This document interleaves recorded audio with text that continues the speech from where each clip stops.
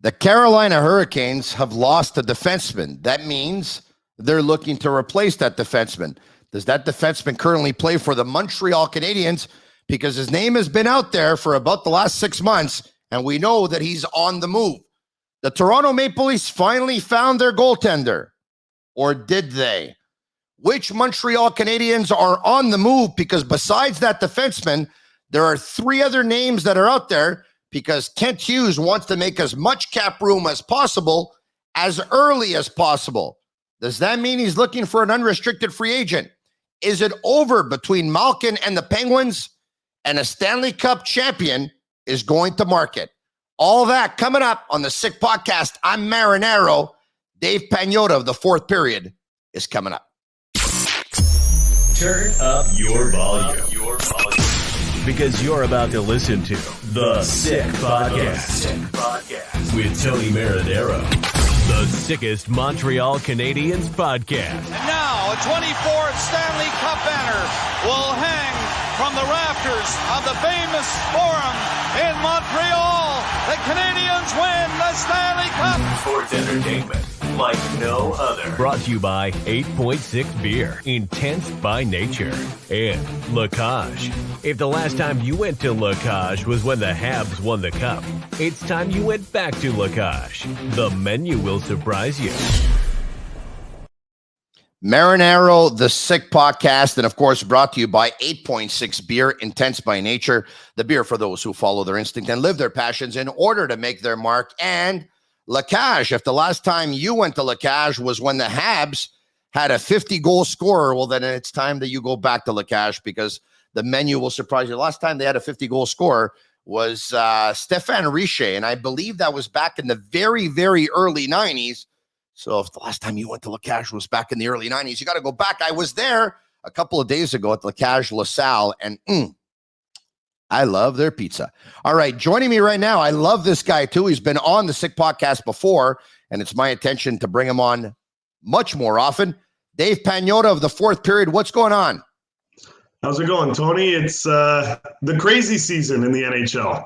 It is the crazy season because unrestricted free agency is going to open up tomorrow. There have already been moves before that, and players can move here and there and offer sheets and all that stuff. And some have been signed, some haven't been signed, and there's a lot of movement.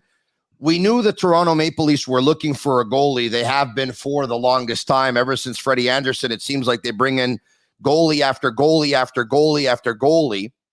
Yep. And so we're going to get to that in just a second, but we're broadcasting out of Montreal. So the big story is going to be Jeff Petry here. Kent Hughes has told us that Petry has asked for a trade. He's trying to accommodate him, but he told him, Jeff, we're going to try and accommodate you, but only if it makes sense for the Montreal Canadiens. Tony DeAngelo is no longer a Carolina Hurricane. He signs with the Philadelphia Flyers for 2 years. That means the Flyers are looking to replace him at right D. Is Petry the guy they're looking at? He's one of them. Yeah, the Carolina Hurricanes want to bring in somebody on that right side. They've been looking for a little while. They even explored the trade market ahead of the trade deadline during the season to see who they can go after. Petry was one of the guys they talked about. But he is a guy, Jeff Petry, that a few teams are still very much interested in. Add Dallas to the mix. They're another team looking to bring in somebody on that right side to replace John Klingberg. We're starting to hear Brent Burns' name out there, Mackenzie Weegar in Florida. But Jeff Petry's a guy that both Dallas and Carolina have looked at going back into the season. And it wouldn't surprise me if they try to make something work. The thing with the Canadiens, and you're right, Jeff, Ken Hughes rather, had said that, yeah, they're willing to move Jeff if the right deal comes in place. They're not just going to move him for the sake of doing it. But with Klingberg being the top free agent, you don't have to trade any assets for him. You can just sign him, give him money. The teams that lose out or figure out that they're going to lose out on John Klingberg are going to circle back and give Ken Hughes a call and see if they can make something work there. So we may see some additional teams beyond Carolina and perhaps Dallas that are going to be knocking on the door, picking up the phone in the next 24 hours and saying, hey, Kent, we got to figure something out. All right, so if it doesn't work out with Petry to Carolina in terms of a trade, where can it work out? Who else is looking for a right-handed defenseman who turns 35 in the month of December, who's going to have several years left on his deal and is making pretty big money? Yeah, Dallas is one of those teams that, definitely want to replace Klingberg, bring somebody in on that right side. They've got some cap flexibility. They may need to get a little bit creative in other elements, but they've got a little bit of flexibility there. And then it's, looking at some of the other teams that are looking to bring in somebody on that side. Vancouver's an interesting one. They're trying to trade Tyler Myers at the moment. He's a right D. If they can free up cap space and move out his salary, which is little, I think it's 6.2 or 6.25 rather in cap space, they move him out, it might be an option for the Canadiens with respect to Jeff Petry, because I know that they're one of the teams that would like to approach John Klingberg and are looking at other guys on that right side, but they got to move out Tyler Myers first. So we may see some dominoes kind of fall here in the next few days as teams figure out, who they can and can't get. Just to play devil's advocate, though, if I'm Vancouver, why would I want to replace Tyler Myers by Jeff Petry? With all due respect to Jeff, who's much older, Myers is bigger, he's stronger, he's younger. And so, if I'm going to have choice of either of those two players under contract at pretty much the same kind of money, why would I want to replace Myers with Petry if I'm still a young team and I'm probably not a cup contender right away? You know what I mean? Yeah, no, absolutely. But at the same time, from this side, like they're figuring out JT Miller, still dealing with offers for him. Different type of defenseman, certainly Petry is to that of Myers. Myers' foot speed, not there. He stumbles a lot. He stumbles just when he's kind of standing near the crease for some reason. But not as mobile. Foot speed isn't there, and just a different type of defenseman. And with what they have on that blue line already in Vancouver with Quinn Hughes, rather, I should say, and OEL, they want to continue to have a fast-paced kind of transition and then have the other guys on the other side play a little bit more sound defensively. So if you can have 3 deep pairings and one of those guys on each pairing is able to kind of rush the puck up and create offense, sounds like that's what they'd like to do. That might be where Jeff Petry plays a factor. You can watch the Sick Podcast on Facebook by adding it to your Facebook page, the Sick Podcast, on Twitter, on YouTube. Subscribe to our YouTube channel. It's absolutely free. All right, okay. In terms of making cap room, Jeff Petry's name is not the only Montreal Canadiens player who's out there. Hoffman's name is out there. Dvorak's name is out there. Drouin's name is out there. Petry, of course, we just talked about. Armia's name has been out there, but less so than the other players. You would think Gallagher could be a big contract, but to a lesser degree because he's one of those guys they'd like to keep here in terms of the culture, so maybe not one of the first ones to move out. But out of the names that I just gave you, if the Canadiens are going to trade one, with the exception of Petry, besides Petry, trade another one, who do you think it's going to be, why, and where? Yeah, I think I don't know about one specifically because I think there are multiple options here. Because again, a lot of this plays a factor with respect to the free agent market. Which teams lose out on guys and what options are available to them. And as the hours kind of tick away, you start to realize, okay, I'm not going to be able to sign this guy. I'm not going to be able to go after this particular player. I need to shift my focus in a different direction. So from a center position, Dvorak is an option for if they lose out on a Malkin, a Trocheck, or more so on the Trocheck side, a second line center. If they can't get a Trocheck locked in, Naz Kadri is going to be testing the market. He's going to be fielding offers. If you go down to your plan B, C, D, Dvorak comes into play for some of these teams. Same with offense. If you lose out on a Burakovsky, we know Nikushkin is off the market. If Andre Palat isn't available to you, you need a scorer. You need somebody that can help your power play, boost your special teams. Mike Hoffman is an option for you at $4.5 million on a cap hit. Yeah. So it really comes down to what team is looking for what. So I could see either of these two players being guys that could be moved out. It just depends on what the needs are for some of those other teams. All right, here's where the discussion gets fun because you just talked about Nazem Kadri, a Stanley Cup champion, is going to market. You mentioned Evgeni Malkin. You mentioned Vincent Trocheck. These are among the most coveted centermen that look like they're going to hit the market. And I'll continue in just a second. So are you convinced that between Malkin and the Penguins, it's absolutely over, or is there one last chance here? I think there's going to be one last chance. I think he's going to look at his options and say, okay, I've got Florida, Colorado, Carolina. These are three teams. Maybe there's another one that say, yep, we're interested in you. Here's what we're looking at. His agent, JP Barry, and his crew will cycle back over to Ron Hextall, Brian Burke, and the Pens and say, all right, look, finishing line is right here. You're going to beat these guys to the punch or not? That's really what it's going to come down to. I understand, and the reports are accurate, that, look, this is something that has hit him emotionally. He wanted to stay in Pittsburgh, wants to stay in Pittsburgh, loves it there, feels that he is one of the faces of the franchise and needs to be treated as such. But Letang's locked in. They signed Raquel yesterday. He's still sitting there without his deal because he wants that extra term. If another team comes to him and says, we'll give you the 4 years at X amount of dollars, they'll cycle back to Pitt. So there's one last chance, I believe, for the Pittsburgh Penguins to try to make something happen, but he will definitely have options. Where are some of these unrestricted free agents going to sign? Betway, for the love of the game, sign up and deposit on Betway for a 100% deposit bonus, the easiest sportsbook for Canadians. E-transfers are accepted just like that, absolutely immediately. All right, so I say this. The Montreal Canadiens, if you want to trade center Christian Dvorak and you want to acquire a prospect and or draft pick, that's fine. But if you want to trade Christian Dvorak so you could make room on the cap and you want to sign either a Malkin or a Trocheck or a Kadri, a coveted free agent, I don't get it, Dave. I believe the Canadiens are going the way of the rebuild. They are going the way that Kent Hughes said he wanted to go in terms of accelerating it a little bit. That's why I think they drafted a Slafkowski. That's why I think they acquired a Doc who already has 3 years under his belt. That's why I think they had acquired an Emil Heineman. Instead of getting a draft pick, they're getting prospects who are further along in their development. If you take a look, once again, it doesn't happen every year, but more often than not, teams that win the Stanley Cup were very bad for many years. Colorado was, hence McKinnon at 1, Landeskog at 2, Makar and Byram at 4, Nichushkin and Rantanen at 10, and the list goes on and on. I don't see an unrestricted free agent signing with the Montreal Canadiens, or at least a big name one is what I'm getting at. I don't see it. And if it would happen, I wouldn't understand it.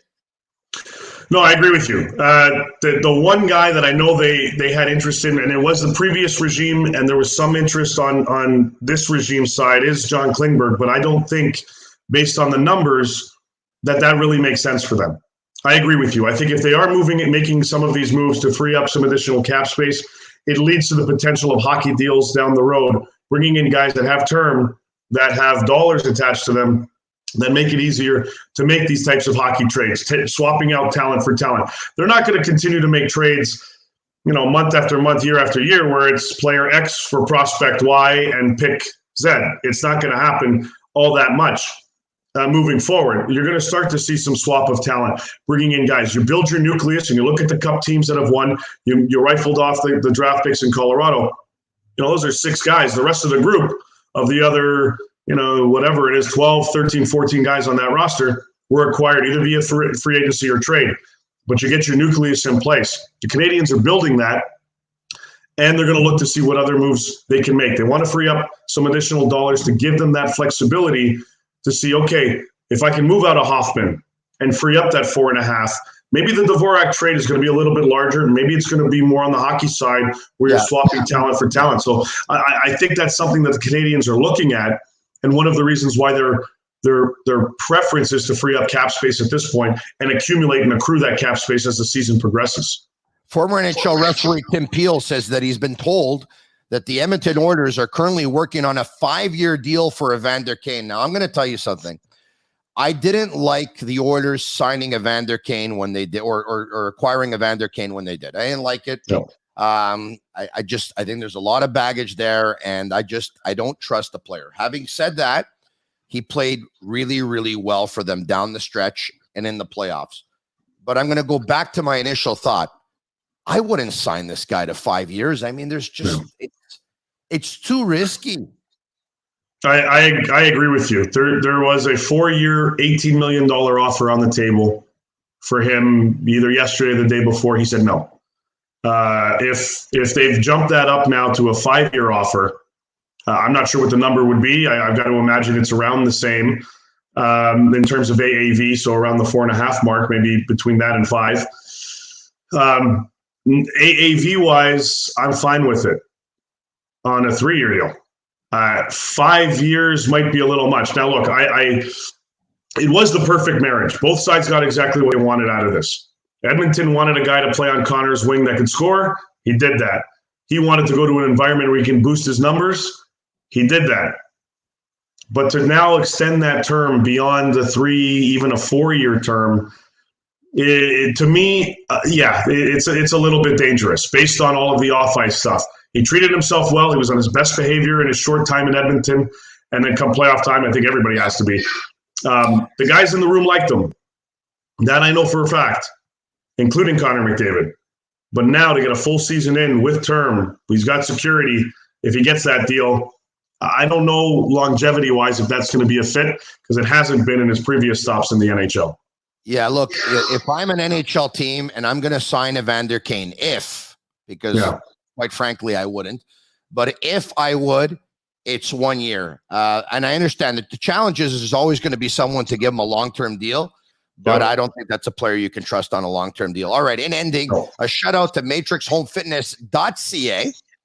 You can bring it home and discover a club-quality workout in the comfort of your own home. Visit matrixhomefitness.ca. Check them out. Strong, smart, beautiful exercise equipment. You got to love them. All right, the Maple Leafs have their goalie, or do they? The Ottawa Senators thought that Matt Murray was going to be their goalie too. Didn't quite work out for Matt Murray in Ottawa, did it? So the Senators trade Murray to the Leafs along with the 3rd and 7th for future considerations. He's got 2 years left on his deal, $15 million in salary. The cap hit is $6.25 million per year, but the Leafs are actually going to be hit for 4.68 on the cap, because the Ottawa Senators retain 25% of the salary. Knowing what we know about the Toronto Maple Leafs, and they've needed a goalie for the longest time to get them to the promised land, is Murray the guy? Yes or no, and why? My answer is no. They better hope it's yes. Look, if you're bringing in Matt Murray at 4.687, whatever the heck the number is, off his cap, and you like him over Jack Campbell, who would probably have been 5'2", in that range, I don't get it. Well, hold on a second. They'll tell you that Matt Murray won Stanley Cups, and Campbell did not. Yeah, he won Stanley Cups on some pretty solid stacked teams in Pittsburgh, and he's done zip since. Darcy Kemper, who just won a Stanley Cup. With all due respect to Darcy Kemper, and he'll cash in on a deal. I believe he's going to Washington. But I mean, if I'm a guy that's looking to, if I'm a team that's looking to bring in a guy that's going to solidify that goaltending position and stand on his head night in and night out, I don't know if I trust Matt Murray right now. Yeah, you know what's odd in all this, pardon me, thank you, is that they didn't know if they trusted Freddie Anderson, and years later, it looks like their goaltending. Actually, it looks like they don't have a goalie like Freddie Anderson. No, they don't. And a lot of people jump all over. Look, I cover this team I live in Toronto. I cover this team for the last, 10 seasons here. They go in every game. Freddie Anderson stood on his head when he needed to and got let out to dry a lot. And everyone blamed him. And the same thing happened with Campbell to a certain extent. He stood on his head. Defense shut down, didn't shut down the opposition. It just completely melted down. And you get some soft goals, some bad goals kind of let in. And all of a sudden, everybody blames Campbell. This is an interesting decision in bringing in Matt Murray. They must have full confidence, and they say he's going to be fully healthy by the start of camp. They must have full confidence in not only the fact that he will be healthy, but that he has the ability to rebound and to get to his Pittsburgh days. Which at certain points were kind of shared with Marc-Andre Fleury at the time. Like you said, they better hope, because that's going to be a high-pressure environment. Oh, it's going to be huge. It will be huge. I'm curious to see if they're going to go after and try to cushion themselves with Ilya Samsonov, who's now an unrestricted free agent. But 2.5, 3 million. Now you're looking at 7 range for your goaltender on a team that doesn't have that much cap space and they're trying to create more. You wanted to avoid that from the get-go. They could have had Campbell at 5.25, and they opted not to do that. Same with Darcy. I think Kemper is looking for a little bit more than that. But as I said, it looks like now Campbell is going to be an Oiler. Kemper is going to be in Washington. They're married to Murray right now. They better hope the rest of the team really steps up and helps them out, because look, and I hope it works out for the player. I really do. But this is a big, big risk, and I don't know if they've cushioned themselves enough to kind of deal with potential blowback if this does blow up in their face. Always fun talking with you. We're going to continue to monitor the situation. It's funny, I got my phone in hand, as I'm sure you do as well. Just keep taking a look at what's going on here in the hockey world. It's That's moving, right. and it's funny because, we're recording, and by the time we upload this thing, there's probably going to be something that broke. But that's the beauty of the hockey world. There are certain dates that are really, really interesting, right? One is the start of the NHL. One is the opening of camp, pro camp. The other one is the start of the season. The other one is trade deadline day. The other one is the draft. And of course, another one is unrestricted free agency. And this is an interesting time. Over the past couple of days is your time to get in some offer sheets and stuff like that, or whatever. Here's a chance to be able to sign players to qualifying offers. So by the time this uploads, there's probably going to be other breaking news, but that means it's an opportunity for us to get you on again. Right. Talk about it again. Absolutely. And you know what, Tony, there's going to be activity. I think we're going to see some sneaky trades happen over the next week as well. Dave, always fun to do this with you. Thanks so much, my man. You got it, buddy. Thank you. All right. He's Dave Pagnotta of thefourthperiod.com. I'm Marinaro. Send us messages on all our social media platforms. Comment SICK, S-I-C-K, and we can feel the love if you do. And once again, you can follow us on all social media platforms, Facebook, Twitter, Instagram, and subscribe to our YouTube channel. I'm Marinaro. This podcast is sick. And that's a wrap. Hope you don't miss us too much until next time. Follow the Sick Podcast with Tony Marinaro on YouTube, Instagram, Facebook, Google Play, and Apple Podcasts. The Sick Podcast is brought to you by 8.6, Intense by Nature, and La Cage. If the last time you went to La Cage was when the Habs won the cup, it's time you went back to La Cage. The menu will surprise you.